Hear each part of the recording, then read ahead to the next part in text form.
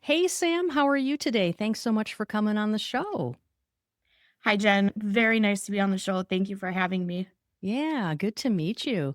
So, this is interesting, right? So, you have a previous role within wildlife rehabilitation, but now you are in a veterinary support role. And Mhm. so, I could be wrong. I have actually never worked within veterinary medicine. I've done some medical work, but it was within a shelter. And so, I feel like, and correct me if I'm wrong, but I almost feel like veterinary support, or maybe like any kind of support role, often gets overlooked when it comes to conversation. Okay, she's nodding her head. So, yes, when it comes to conversations about compassion fatigue.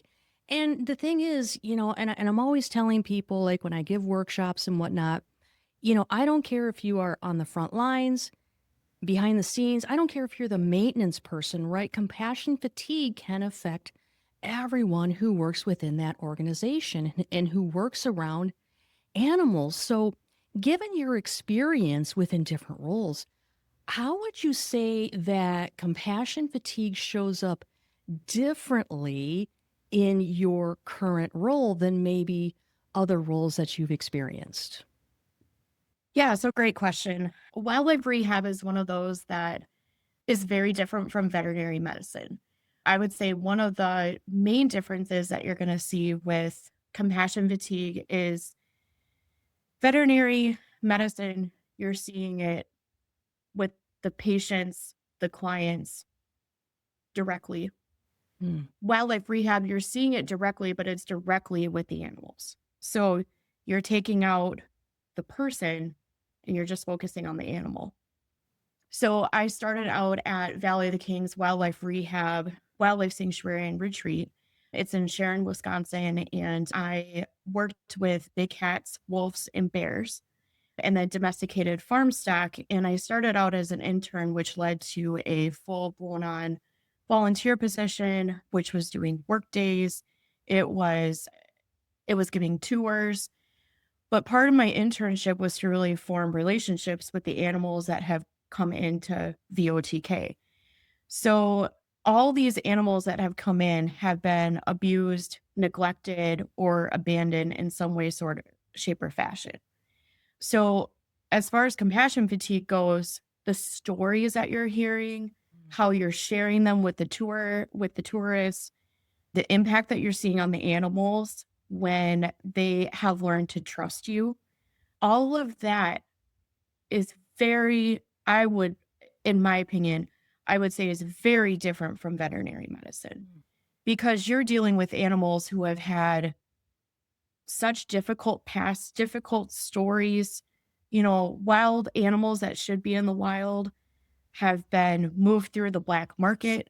And so they've been through things that none of us can imagine would be possible. On the flip side, at my current role, I work for a private practice here in Eau Claire, Wisconsin. I'll feel free to share it. I work at Westgate Animal Hospital. I've been in my current role for it'll be 8 years in August. The compassion fatigue on the side of veterinary medicine is you're not only feeling it for the animals, but you're feeling it for the parents that have had these animals since they've been 6, 8, 10, 12 weeks old.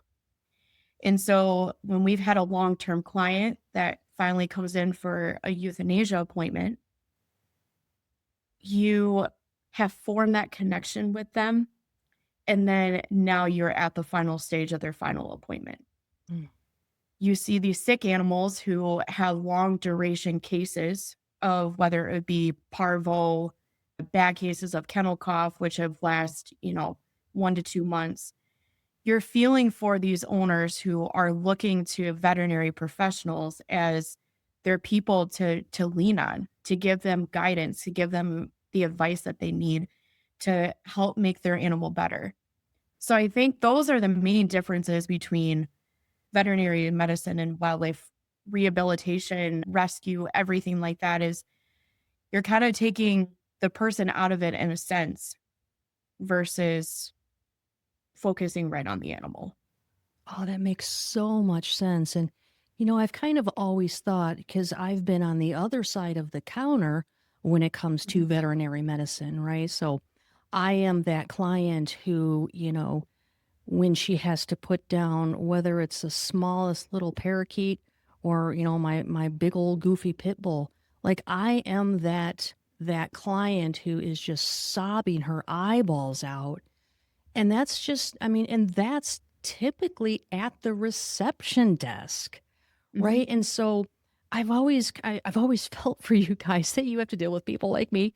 Um, and I'm assuming you're not trained as a grief counselor, right? But you have to No. deal with, let's set aside the fact that you have to deal with like belligerent and ignorant clients for a Yeah. moment. But I imagine those grief stricken clients is just got to be absolutely heartbreaking. And so do you feel that the compassion fatigue that you and other veterinary receptionists experience, do you feel like it's acknowledged and validated at least by, like, let's set aside the community, but do you feel it's validated by your colleagues, management, or like the veterinary industry as a whole? So speaking to my clinic directly, I think in some way, shape, and fashion it is. I think it most definitely is. I as a whole collective team, we all feel it on the very heavy days when we have 6, 7 euthanasias that come in. You know, you almost question, what's in the what's in the air, what's in the atmosphere, what is driving all of these appointments to be coming into the clinic and all at once. Mm. I think in veterinary medicine as a whole, and especially breaking it down to the CSR level, I don't think it is well represented. I think with the DVMs and the CVTs, and even to some extent the CVAs, your veterinary assistants, I think yes, most definitely. I think it is recognized. They're right there in the room. The DVMs are, directly involved with the clients. The CVTs are in there assisting with those types of cases. The assistants are doing what they can.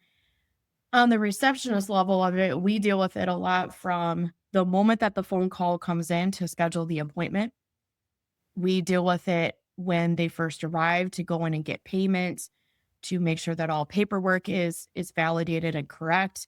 To the time that they pick up their remains, to the time that they leave from the appointment, and even post euthanasia, they come in with a different animal.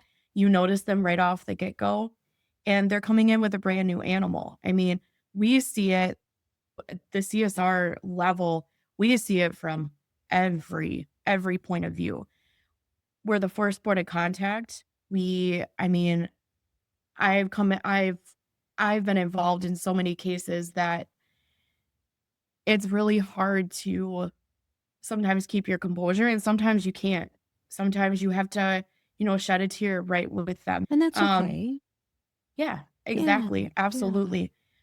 For those sick cases that come in, those long duration cases that we were talking about, CSRs, again, we're on the front lines of it. We take that very first phone call, we get them scheduled. We're dealing with trying to get records in from an emergency clinic that they may have been at, calling for updates on these animals to say, hey, do we need to get you in for a recheck? All of those things, the CSRs are right at the forefront of that. And so I think clinic to clinic is gonna be very different as how it's validated, how it's recognized as veterinary professionals as a whole for the entire community. I think the CSRs are just starting to get the movement going for that. I think we're just starting to get recognized as far as just how much compassion fatigue is influencing our jobs and the undertaking that it is. Well, that's good news, right? Because you nailed it, right? You are often the first point of contact Mhm. and sometimes the last point of contact. And this is generally during some of the owner's most heart-wrenching and difficult moments, right? And so again, you are dealing with the grief of losing that long-term patient, but also like this secondary grief, right? So being exposed and almost absorbing the grief of the pet parent. And so how has being exposed to that, whether it's the client's grief or just distress, how has that affected you within this role?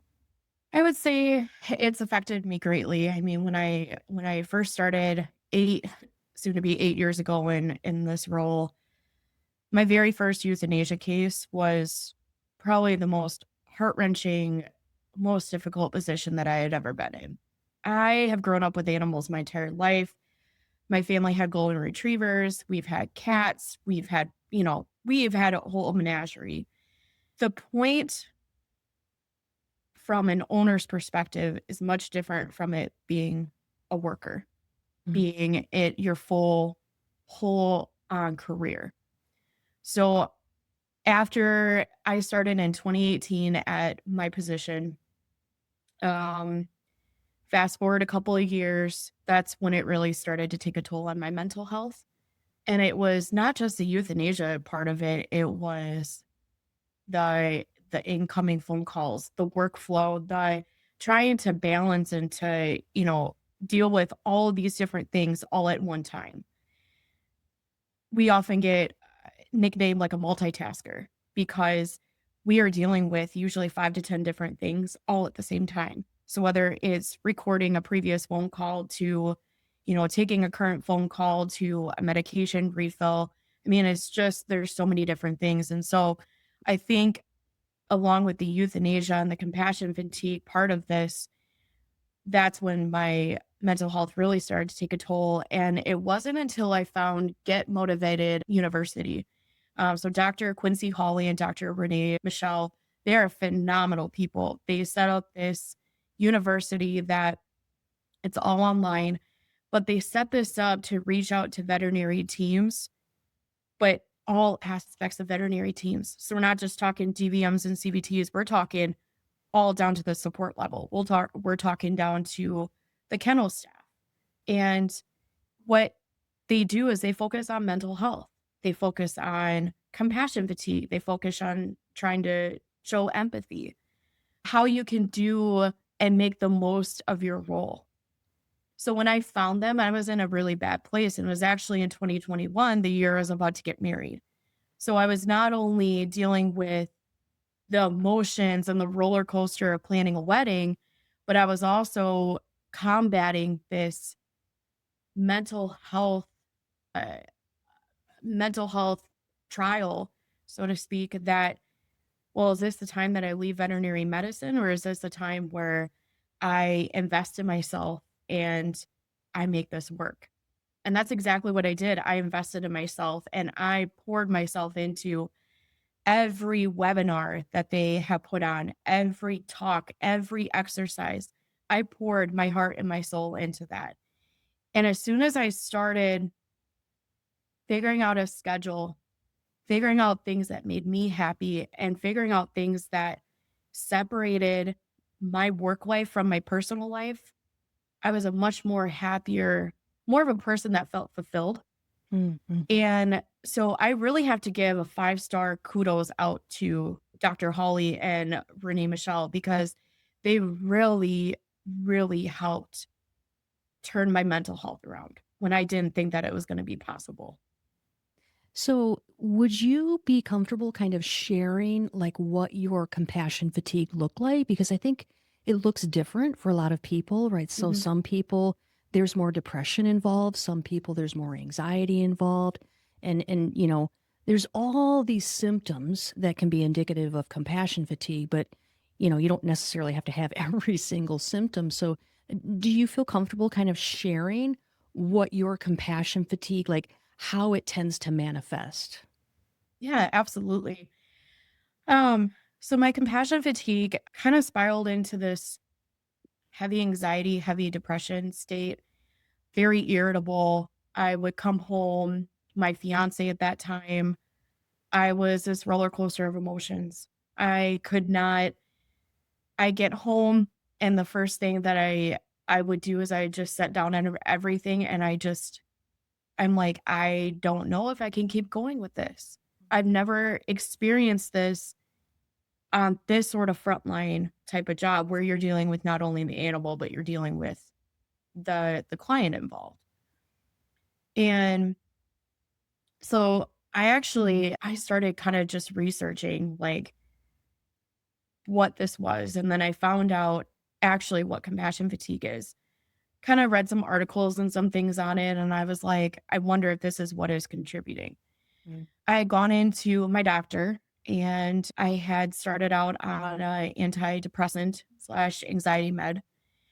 And she had asked, what do you think is your driver for all this? And I was like, I'm pretty sure it is my job. Uh some things that I've noticed that really kind of drove that were heavy, really heavy days where you felt like you were doing your job correctly, but in another fashion you weren't, or you weren't putting your full attention to something like you thought you were, but then you didn't, or the little things, taking things very personally. I have a tendency to do that. And that was one of the things that drove my compassion fatigue. mm, So fast forward, I get on my medication, I start taking care of my mental health, and I start seeing the improvement. I'm starting to be happy again. I'm starting to not have these roller coasters of all these emotions.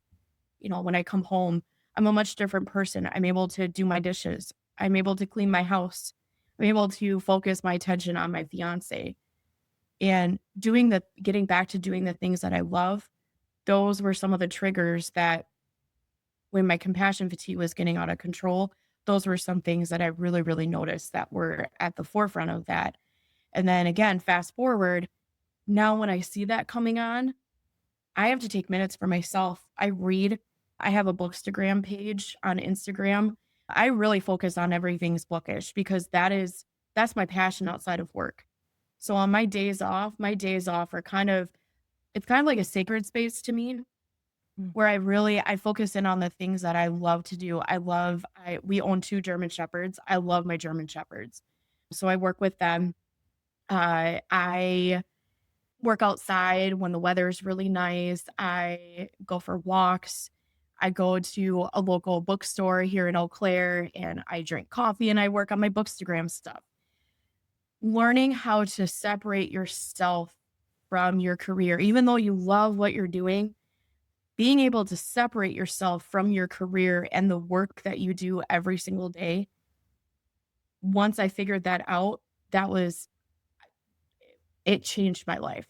It changed my life, and Get Motivated was one of those places that helped drive that and helps continue to drive that. yeah, what you're saying sounds so familiar, both in, people I've worked with, people I've interviewed for the podcast, and even myself. I think for so many of us, our identity is what we do. And Mhm. so it can be, we talk about, oh, you have to set boundaries, you have to set boundaries, which is hard enough. But when your work is literally who you are, setting a boundary, okay, well, like that sounds like cutting off one of my arms, right? And so it sounds like you've done a lot of work on setting these boundaries. Like you said, like your days off are your sacred time. This is what you do on your days off. And then the caregiver, the helper part of you, that kicks into full gear when you're at work. But the other parts of you, it sounds like you're really nourishing on your time off. Oh, absolutely. And now I'm a mom, so mental health has even kicked in some points to overdrive. Mm, Um, when I think of my daughter, when I think of how I have to be present for her, get my husband, he is my rock, he's my best friend, he keeps me grounded. I have to be there for him. I have to be there for my family, and not only my personal household family, I have to be there for my family, my main family. And so yeah, mental health it's a very scary thing.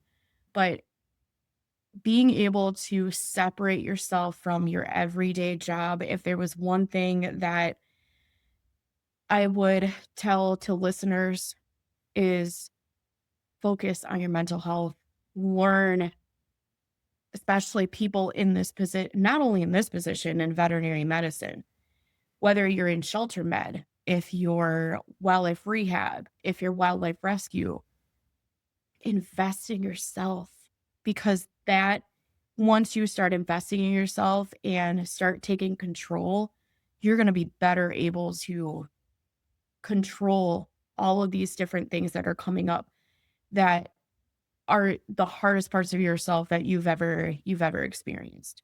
And Um, those parts are going to come up. I mean, there's no getting around that. Like you said, whether it's veterinary medicine, wildlife rescue, and everything mhm, in between, and I say this all the time, and I'm just going to keep saying it, but there's a difference between pain and suffering. We cannot correct. stop the pain. This is going to hurt. But the Mhm, suffering, you and I have both been there. The suffering looks like this chronic mhm. anxiety, this chronic depression, Yep. just not being able to do the dishes and work interfering with relationships and things like that.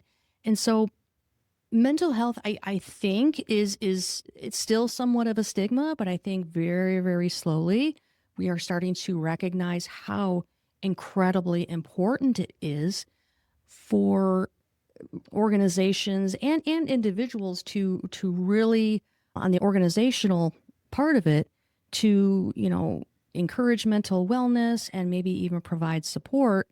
And so if your clinic or say the veterinary profession as a whole were to Mhm. invest in some type of mental health support, say for receptionists specifically, like the support staff specifically, what would that look like? What do you think would help? And probably first of all, just acknowledging that it's a thing is somewhat helpful. But what else do you think would be helpful? Absolutely, great question. There's this CSR movement, this customer service representative, this vet receptionist movement that has really gained traction in the last couple of years, making CSRs or veterinary receptionists all or your support roles is making it known that we need the support too. Hmm. And I really have to kind of throw a a great wonderful thank you support to Dr. Jill Clark from Ignite Veterinary Solutions and her determination to help veterinary receptionists. She is the co-founder of the NAVR organization, which is the North American Association of Veterinary Receptionists. And this whole movement is to the whole purpose of it is to drive support, education, the tools, creating support for teams, all for veterinary receptionists and our other support roles out there. So, this movement that is happening, what we're trying to fight for is mandatory CE, continuing education. Your DVMs and your CVTs have it, and to maybe some extent your CVAs, but nothing is required of a veterinary receptionist or your other support roles. Hmm. So, trying to get on board to bring these veterinary clinic teams to recognize the CSR role, to recognize that, hey, we need some education too, because we have to invest in ourselves. Again, as we've talked about, often being on the front front lines, everything like that. So these these things, these tools need to be made available to all veterinary reception or all veterinary roles, excuse me. So I think mandatory, not even mandatory, but required CE should be at the forefront. There should be support in clinic, out of clinic that are used to support these roles. My clinic in particular started probably 3, 4 years ago now, actually having a stipend for CE allotment. So we get a certain amount of money either every year or depending on what it is, every 2 years that you can use towards continuing an education. So I think in just all the work that I've done, all whether it would be mental health, all the certifications that I have, talking with these different influencers, these different co-founders and everything like that. I think what that is going to look like in the future for CSRs and the support staff is really just going to hound in on supporting yourself, investing yourself. And that's what that's got to look like for this movement to really go forward and make it so that we're not losing our veterinary receptionists, so that we're not having turnover. We're creating toolboxes for the veterinary clinic to help so that this movement can keep going. Yeah, that is really, really encouraging because what we know from the research is that there are certain, we talk about managing compassion fatigue both from the organization and also from within, right? So I think both parties have a responsibility for this. And what's really encouraging Mhm. is the whole idea of continuing education because we know that professional development is one of those kind of protective factors, if you will, against compassion Yes. fatigue. Yeah, and so, there's a lot of, compassion fatigue, but there's also compassion satisfaction, right? So that is the joy and the fulfillment that you get from your work. And I know you said there was a time where that was just gone for you, right? But despite the emotional toll that this work can take, what keeps you going? What is that compassion satisfaction for you? Oh, my compassion satisfaction is the animals.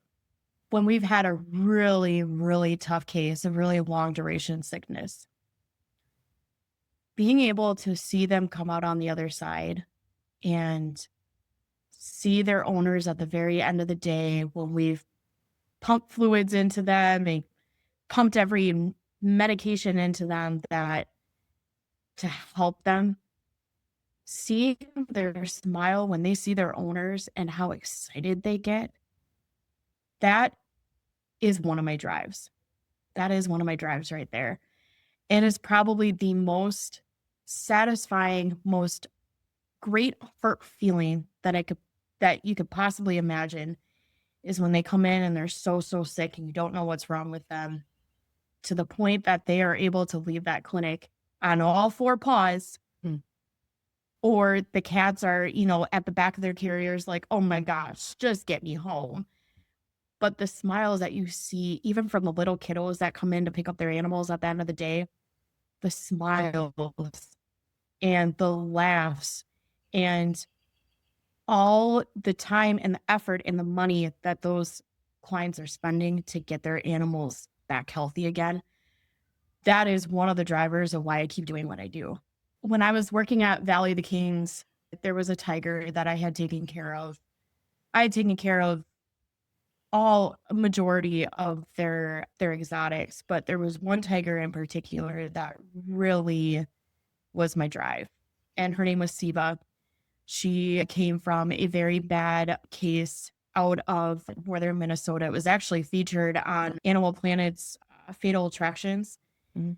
And long story short, the dad ended up having an accident with the owner, and the owner is no longer with us. So the mom and the brother in Siva were relinquished to wildlife rescues, and Siva ended up coming down to Valley of the Kings. Siva was blind. She had inoperable cataracts in both eyes. One was worse than the other when I started, and it just gradually got worse and worse. However, that did not stop her from getting to know who I was. And so the smell, the sound of my voice, when I would walk up, she would hear me. And all I had to do was call her name and she'd come out of her den and she'd rub up against the fence. And tigers chuff. That's kind of like their greeting sound. And she'd chuff at me and I'd chuff back at her, kind of just mimicking it. And she really helped keep me grounded. And one of the things at Valley of the Kings, not only to just form a very great relationship with a huge animal that you would never in your lifetime think that that would be possible.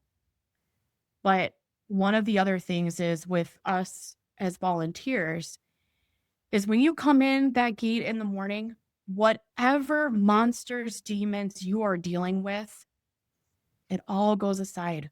Once you are in those gates and you're working with those animals at some shape or fashion, they just have it to take it all away. And that's my other drive is I think of those moments with her. Siva's no longer around. She lived well into her 20s, but she was my focus. And I have a picture of her on my nightstand. I look at her every day and I look at her every morning and every night and I think of the good things that she gave me. So I do it for her on the one side of the wildlife rehab. I do it for the clients and I do it for the animals. I do it for myself because this is what I've always wanted to do. I've always wanted to work with animals, whether it be veterinary medicine, a zookeeper, what have you. But I also do it for a dog that recently passed of mine. And she was my very first German Shepherd. And she taught me the meaning of kind of to slow down, to recognize those moments that give you happiness, that give you the satisfaction, the compassion satisfaction.